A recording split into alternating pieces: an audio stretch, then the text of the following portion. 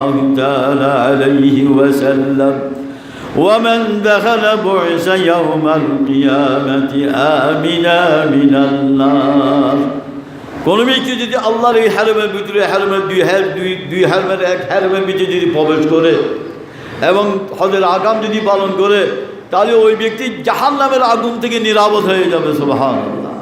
কানা আমিনা আই মামুনান মিনান নার, জাহান্নাম থেকে সে কি হয়ে যাবে? নিরাপদ হয়ে যাবে। সুবহানাল্লাহ।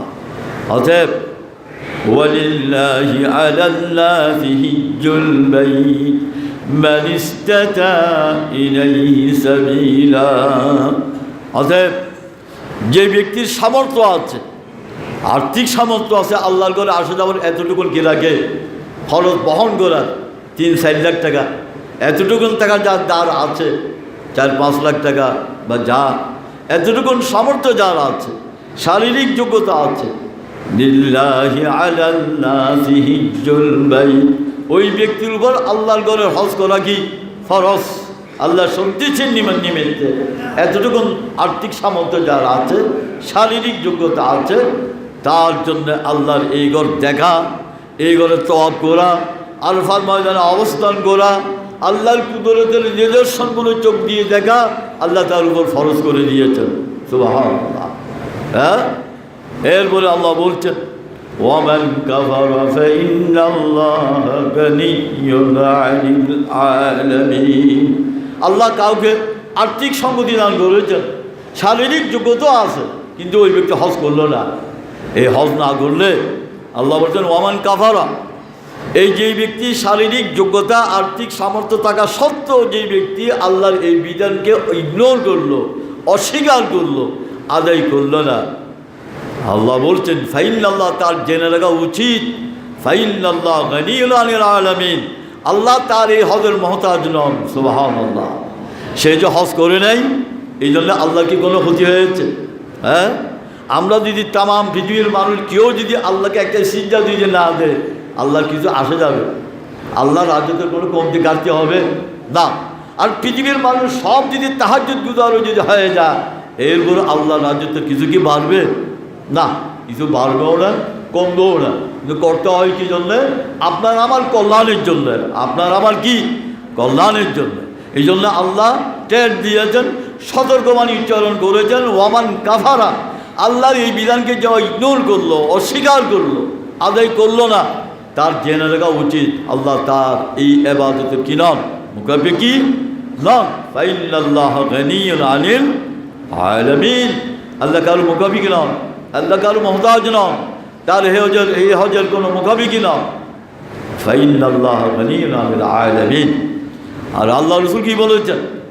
মান কানা লাহু সাআতা, যে ব্যক্তি আল্লাহর ঘরে আসা যাওয়ার এই সামর্থ্য আছে, ওয়ালাম ইয়াহুজ্জা, সে হজ করলো না সামর্থ্য থাকার পরে, ফালা আদরি আইয়ামুতা আলা ইহুদিয়্যিন আও নাসারানিয়্যিন, আমি জানি না তার মৃত্যুর ব্যাপারে, আমি সন্দেহ পোষণ করছি। রাসূলুল্লাহর সন্দেহা যে তার মৃত্যু ঈমানের উপর হবে কিনা, হ্যাঁ, তার মৃত্যু ঈমানের উপর হবে কিনা রাসূলুল্লাহ সন্দেহ পোষণ করেছেন। নাউযুবিল্লাহি মিন যালিক। আমার রাসূল আবার কনফার্ম করেছেন, প্রথমে বলেছেন যে আমি সন্দেহান তার মৃত্যু ঈমানের উপর হবে কিনা। তবে হাদিসের পরের অংশের মধ্যে এই কথাটির ব্যাখ্যা দিয়েছেন রাসূলুল্লাহ, আরও স্পষ্ট করেছেন হয়তো তার মৃত্যু ইহুদি মতাদর্শের উপর হবে, অথবা খ্রিস্টান মতাদর্শের খ্রিস্টান মতের উপর তার মৃত্যু হবে। হয়তো ইহুদি হয়ে মরবে, না হয়তো খ্রিস্টান হয়ে মরবে। কোনো ব্যক্তির উপর হজ ফরজ হওয়ার পরে হজ না করে দুনিয়া থেকে চলে গেল, তার মত হবে হয়তো ইহুদি অবস্থা, না হয় খ্রিস্টান অবস্থা, তার কি হবে? মৃত্যু হবে। নাউযুবিল্লাহি মিন যালিক। কত সাংঘাতিকতা বলেছেন আল্লাহর পয়গম্বর হাদিসের মধ্যে। অতএব এই হজের মৌসুম 2018 সালে যারা হজ করবেন এদের রওনা শুরু হয়েছে। 19 সালের রেজিস্ট্রেশন শেষ, 2020 সালের রেজিস্ট্রেশন চলতেছে। আমি গত জুমায় বলেছি আল্লাহ যাদেরকে তৌফিক দান করেছেন, কাল বিলম্ব না করে, মৃত্যু কার কোন সময় আসে এটা কাউকে বলে আসবে না, এবং মৃত্যুর কোনো গ্যারান্টি নেই। মৃত্যু একেবারেই সুনিশ্চিত। মানে গ্যারান্টি মানে এরকম সময়ের কোনো গ্যারান্টি নেই। মৃত্যুটা একেবারেই মানে বাঁচার চাইতে মৃত্যু আরও সুনিশ্চিত বেশি। অতএব কাল বিলম্ব না করে আল্লাহর বিধানটি যাদের সামর্থ্য আছে এটা আদায় করে নেওয়া উচিত। আর যারা হজ ফরজ থাকা অবস্থায় মরে গিয়েছে তাদের আওলাদদের উচিত যে তার সম্পত্তি থেকে এই পিতামাতার বদলা হজ করানোর জন্য। না হয় কিয়ামতের দিন ভয়াবহ অবস্থা হবে তার, যার উপর হজ ফরজ ছিল, হজ না করে দুনিয়া থেকে চলে গিয়েছেন। আল্লাহ সুবহানাহু ওয়া তাআলা সকলকে আল্লাহ জীবনে একবার হজ আদায় করে আল্লাহ তৌফিক দান করুন, আমিন। ওয়া মা তৌফিক ইল্লা বিল্লাহ। যারা সুন্নাত পড়েন নাই তাদের সুন্নাত আদায় করুন।